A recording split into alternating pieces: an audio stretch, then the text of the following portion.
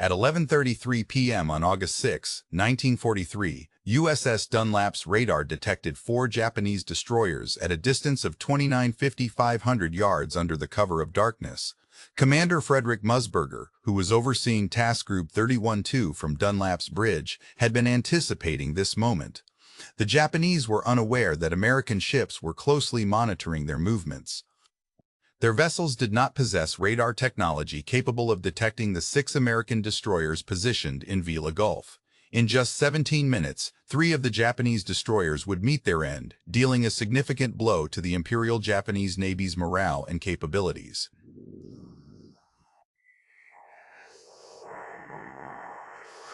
His flotilla included Arashi and Kawakaze, both laden with troops, along with Shigure, which carried no soldiers but served as an escort vessel. Tsujora had successfully navigated through Vela Gulf on 3 previous occasions without encountering any issues.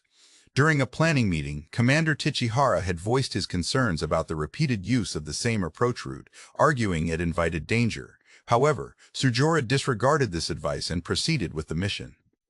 The Tokyo Express supply operations had been consistently successful for months, leading Japanese commanders to believe their superior night fighting skills would safeguard them.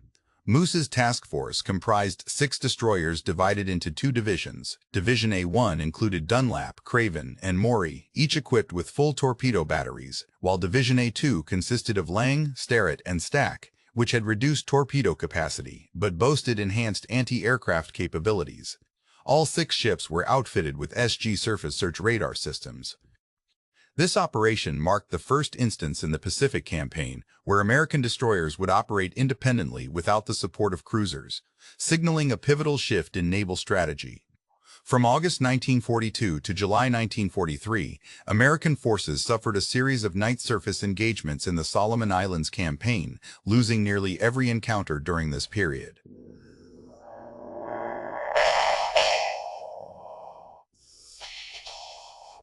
USS Itoria lost 219 sailors. USS Quincy lost 370. USS Vincent suffered 322 casualties, and HMAS Camber accounted for an additional 84 dead. The Japanese achieved complete surprise due to the limitations of SC air search radar, which detected contacts but struggled with accuracy in heavily cluttered areas like Guadalcanal, Sable Island, and Florida Island. The radar operated at a wavelength of 1 pi meters, capable of detecting large ships up to 20,000 yards away, yet it failed to distinguish between ships and land masses, creating a confusing array of blips on the radar scope. Visual confirmation was necessary before firing could commence. By the time American lookouts spotted the Japanese vessels, torpedoes were already in the water, leading to repeated patterns of disaster across multiple engagements. These battles included the Battle of Cape Esperance in October 1942 and the First Naval Battle of Guadalcanal, as well as the Battle of Tassaparanga, both occurring in November 1942. In July 1942, on its own. The issue was not a lack of technological advancements. Rather, there was an absence of effective strategies to utilize them. The introduction of SG radar marked a significant turning point. Developed in 1941 by MIT's Radiation Laboratory, using British cavity magnetron technology, the SG operated at a wavelength of 10 centimeters and offered microwave frequencies. This shorter wavelength greatly enhanced its resolution compared to the SC radar, enabling it to differentiate between ships and islands clearly. The device displayed contacts on a planned position indicator, a circular display showing both range and bearing, which allowed operators to track multiple targets even as their vessels maneuvered. The first SG radar was installed aboard USS Augusta in April 1942. Although production increased gradually, by August 1943, most American destroyers operating in the South Pacific were equipped with SG systems. However, having radar and employing it effectively are 2 separate challenges. In early 1943, U.S. naval doctrine still favored cruiser-led task forces for nighttime engagements, with destroyers serving mainly as escorts providing support to cruisers that delivered the primary firepower. Visual sighting remained crucial for identifying targets and initiating combat. Radar served primarily as a warning system. Engaging the enemy required visual confirmation. All Japanese forces frequently capitalized on this hesitation by utilizing well-trained lookouts adept at spotting their adversaries in the dark. They were able to detect ships at distances where American lookouts failed to notice anything.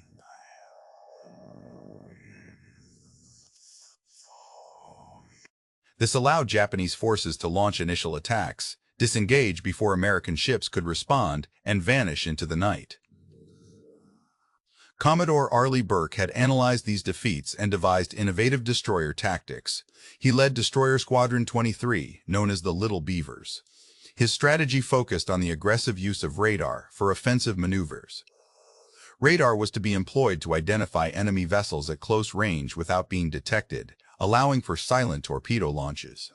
The attack would then be guided by radar, with gunfire only initiated once torpedoes were in motion.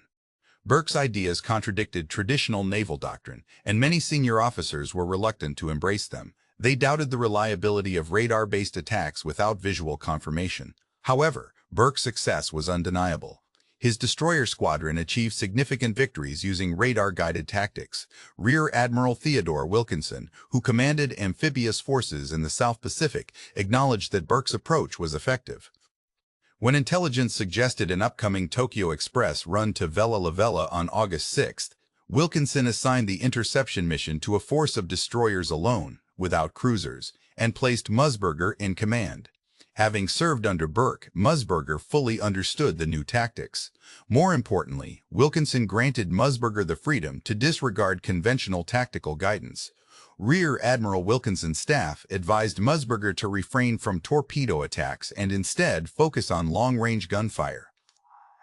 However, Moosbrugger expressed his faith in the destroyer's capability to effectively use their primary weapon, radar-guided torpedoes.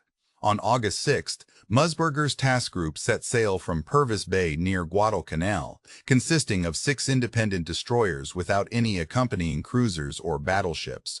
Prior to departure, Moosbrugger organized a meeting with the commanding officers of all 6 destroyers to thoroughly discuss the battle strategy. Division A1 was tasked with locating enemy ships using radar and executing a stealthy torpedo attack. Meanwhile, Division A2 would position themselves to cross the Japanese line and offer gunfire support once the torpedoes had been launched. Radio silence was maintained except for essential tactical communications, and no searchlights or gun flashes were allowed until after the torpedoes began their run. The island served as a backdrop to conceal American movements, with strict reliance on radar throughout the operation. Lieutenant Commander Clifton Iverson led the Dunlap, while Lieutenant Commander Frank Gould commanded the Starret. Both would later be awarded Navy Crosses for their actions that night. Nevertheless, the planning meeting highlighted the critical importance of flawless radar operations and precise execution by every ship involved. Each vessel had to track the same targets accurately and compute identical firing solutions. The combat information centers on each destroyer were responsible for coordinating the attack meticulously. The Combat Information Center (CIC) was a recently introduced idea, serving as a specialized area where radar operators, plotters, and communicators collaborated to handle tactical data. By 1943, most destroyers had CICs that were cramped spaces carved out of existing compartments during refits, yet they functioned adequately. That night, the task group entered Vela Gulf from its southern approach. The darkness was complete with overcast skies and no moon, offering very limited visibility, less than 1,000 yards, which made radar detection ideal but hindered visual observation. Moose's force arranged into 2 columns spaced 500 yards apart, Division A1 to port and Division A2 to starboard. The Gulf itself remained empty of any detectable activity. At 233 hours, Dunlap's SG radar spotted 4 contacts at a bearing of 31.2 degrees and a range of 219,950 yards, practically due north. Craven confirmed these contacts shortly after. As they closed the distance, Moosbrugger ordered Division A1 to prepare for a torpedo attack. Meanwhile, Division A2 began maneuvering to cross the path of the approaching enemy vessels.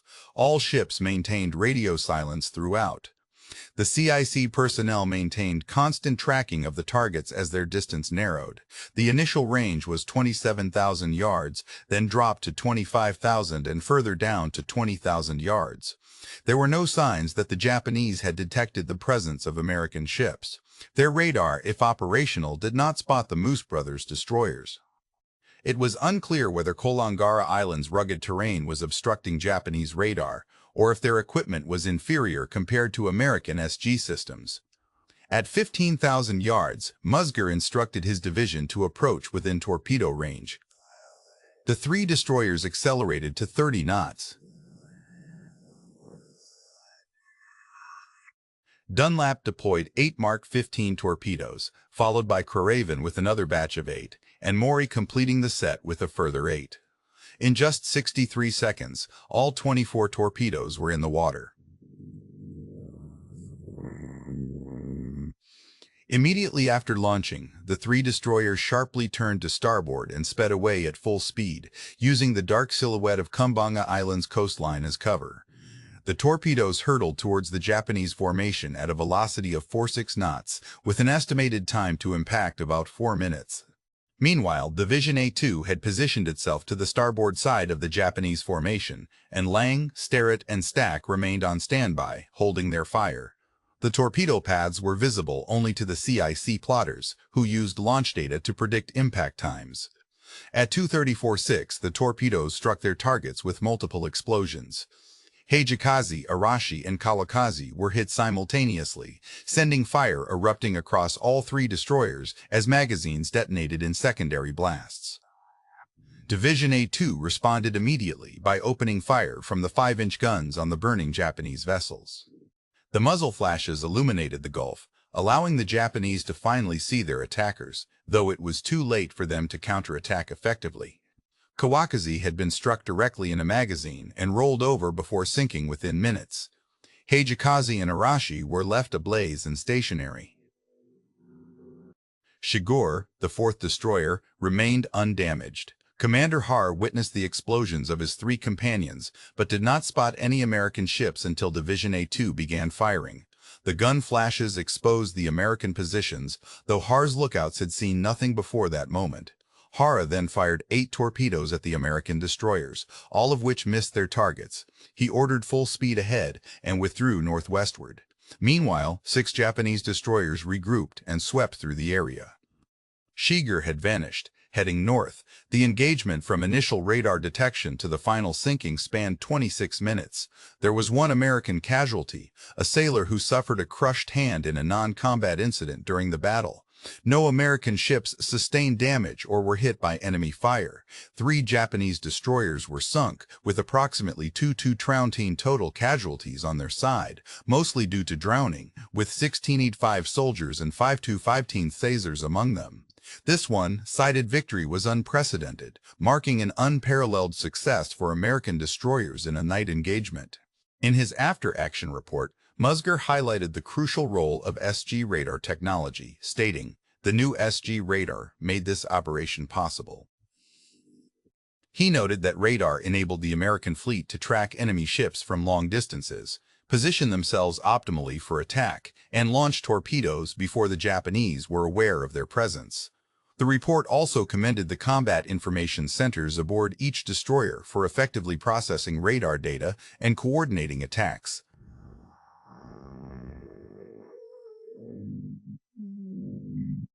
Unbeknownst to anyone on the American side, none of the 4 Japanese destroyers at Vela Gulf were equipped with operational radar systems.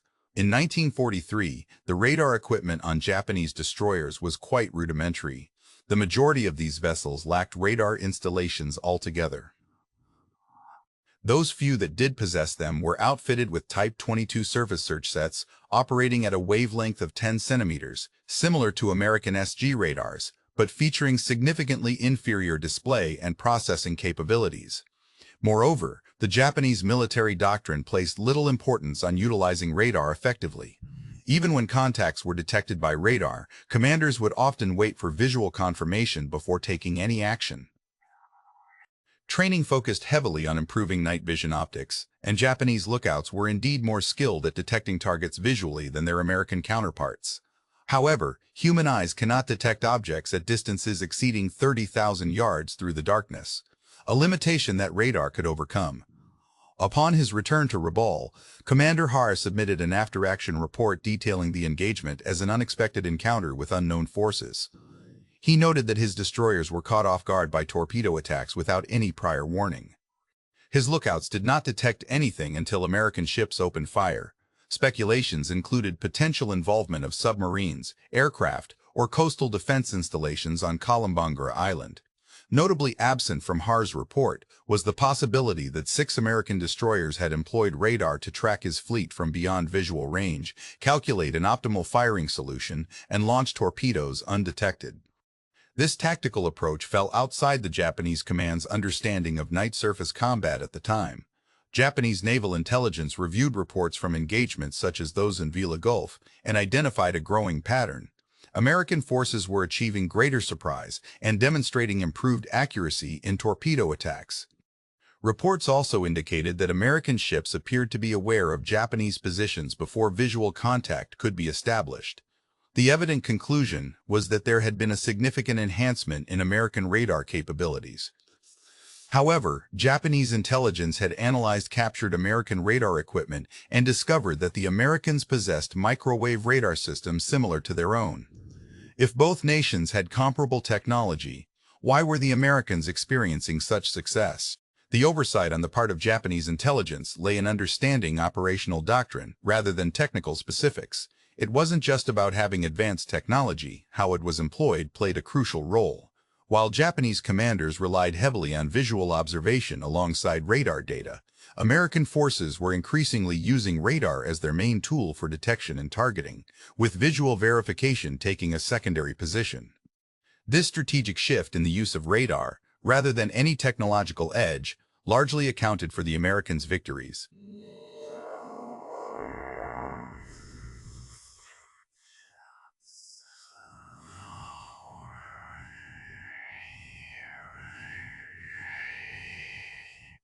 On August 17, 1943, American destroyers employing radar-guided tactics sank 2 Japanese destroyers near Bougainville.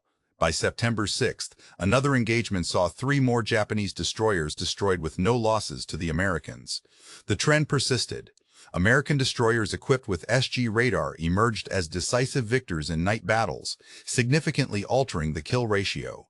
Prior to the Vela Gulf encounter, Japanese forces typically destroyed 2 American ships for every one they lost during nighttime engagements. However, following this event, American vessels were able to sink between 2 and 3 Japanese ships for each loss incurred by their own side. In numerous confrontations, American units sustained no casualties at all. The Japanese Naval Command acknowledged the shift in dynamics. By late September 1943, official doctrine was revised to advise destroyers to avoid night combat with American forces unless a considerable numerical advantage could be guaranteed.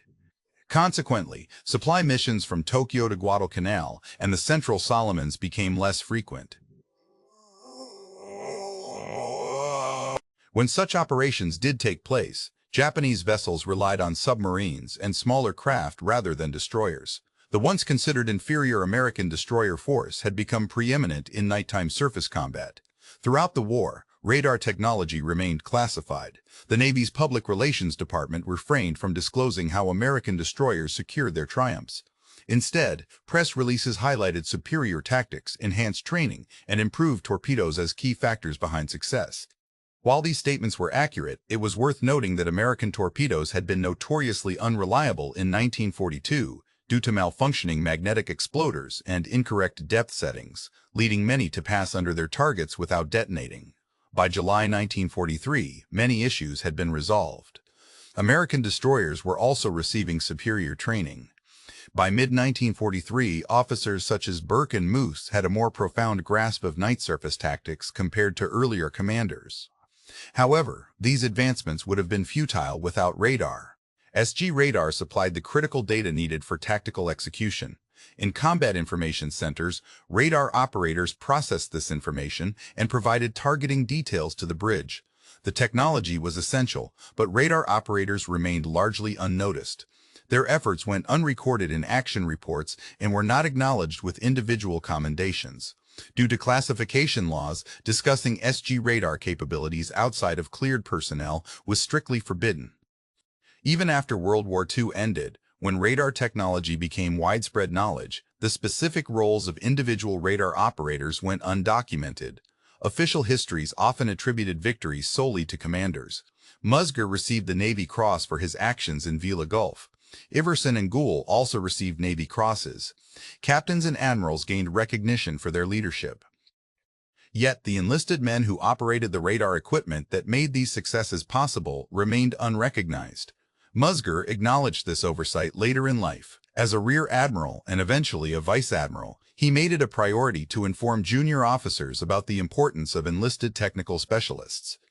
He emphasized that mechanics, radarmen, and technicians frequently possessed a deeper understanding of their equipment than officers did.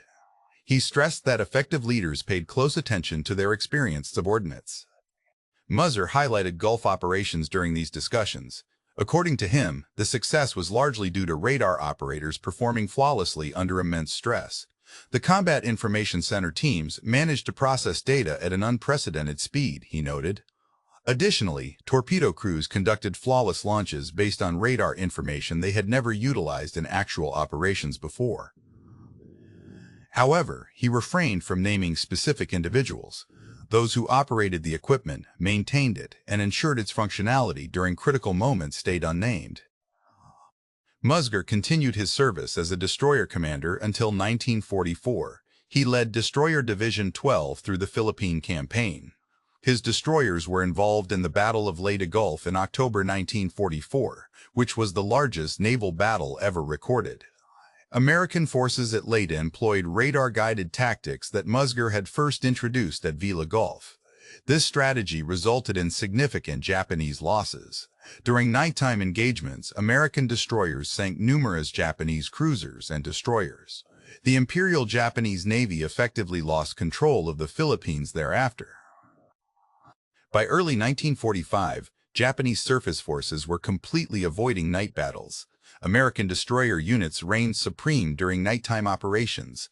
Post-war, Moosbrugger's career advanced steadily. He was promoted to Commodore in 1945 and captain shortly after, holding various command roles throughout the late 1940s. In 1951, he attained the rank of Rear Admiral. From 1955, Moosbrugger commanded the Military Sea Transportation Service Pacific, a crucial logistics function during the Korean War. He retired as Vice Admiral in 1956. On October 1, 1974, he passed away at the age of 73. In his honor, the USS Moosbrugger, a Spruance-class destroyer, was commissioned in 1978. Commander Hara survived World War II. The destroyer Shigura that he commanded during the Battle of Vela Gulf remained operational until January 1945, when it was sunk by the submarine USS Blackfin in the Gulf of Siam. After transferring to other commands, Hara observed the gradual decline of Japanese naval power.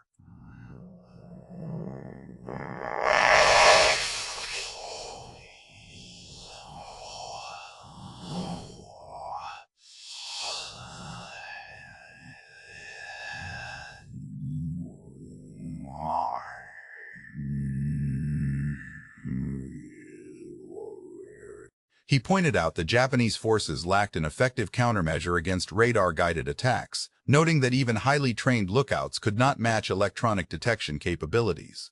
Hara died in 1980. Captain Kaju Sujira, who led the Japanese force at Vela Gulf, survived when his ship Hajikaze was sunk. He was rescued and returned to Rabaul malnourished and disgraced. Subsequently, he was appointed as captain of the heavy cruiser Haguro. Tragically, he died when Haguro was destroyed by British destroyers off Malaya in May 1945. The Royal Navy destroyers employed radar to track Haguro through the darkness and launched torpedoes from beyond visual range. These same tactics that had sunk Segura's destroyers at Vela Gulf were used against his cruiser 22 months later. Approximately 1,000 SG radar units were produced during World War II and continued to serve reliably aboard American destroyers until the war's conclusion. The system demonstrated its effectiveness under combat conditions. Operators came to rely on the displays with confidence. Commanders began making tactical decisions based on radar data. Approximates with entry. By 1945, American naval strategy had fully integrated radar as the main detection and targeting system for surface combat operations. While visual lookouts were still crucial, electronic detection took precedence over them.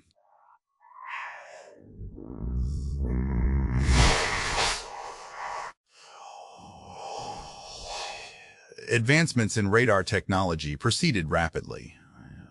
The SG radar became outdated by the 1950s due to technological improvements. Very few units have endured. Some SG components are kept in storage at the National Museum of the United States Navy, though no complete system is on public display. Combat information centers where radar operators worked were often removed during ship modernizations or destroyed when vessels were scrapped. WWII Dunlap, which served as Admiral Moosbrugger's flagship during the Battle of Vela Gulf, survived the war.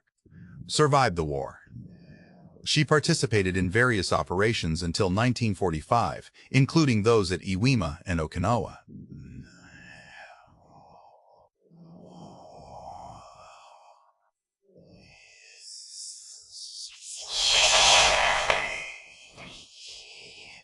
No museum requested it, so the equipment either perished or ended up in a training facility where it was eventually discarded. There are no physical remnants left from the destroyer that made first radar contact at Vela Gulf. At the Naval History and Heritage Command in Washington, D.C., there is a small exhibit dedicated to the Battle of Vela Gulf.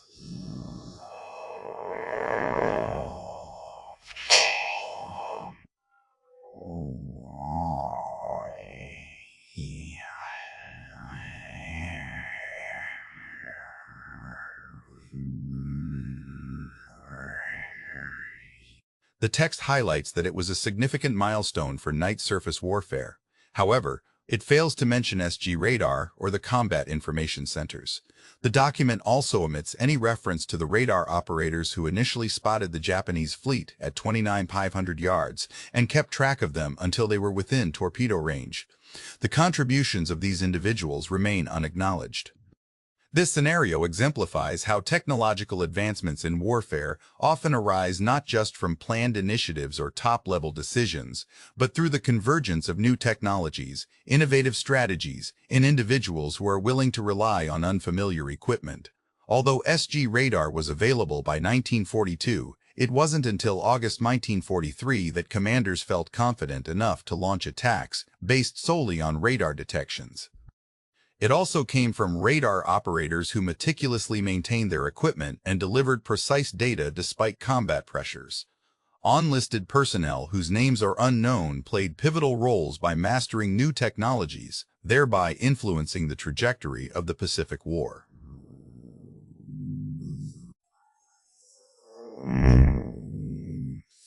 Underscored the effectiveness of radar-guided night assaults, achieving significant outcomes while minimizing American losses. This tactical insight disseminated quickly among U.S. destroyer commanders throughout the Pacific within a few months. Within a year, Japanese surface units had largely ceded control of nighttime operations to their radar-equipped counterparts. By 1943, this technological edge that Japan had enjoyed since early in the war had vanished entirely. This breakthrough did not originate in a laboratory or during a strategy meeting. It emerged when the right tools were placed in the hands of experienced practitioners who could use them effectively. If this tale resonated with you as much as it did with us, please take a moment to give this video a thumbs up. It aids us in sharing more neglected accounts from World War II. Join our subscriber base to stay informed about these overlooked narratives. Each story has significance and deserves recognition. We would be delighted to hear your thoughts. Feel free to leave a comment below indicating where you are viewing from.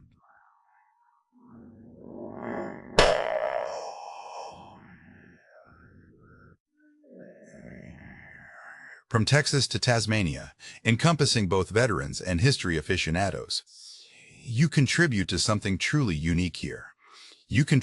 Thank you for watching and helping keep these stories alive.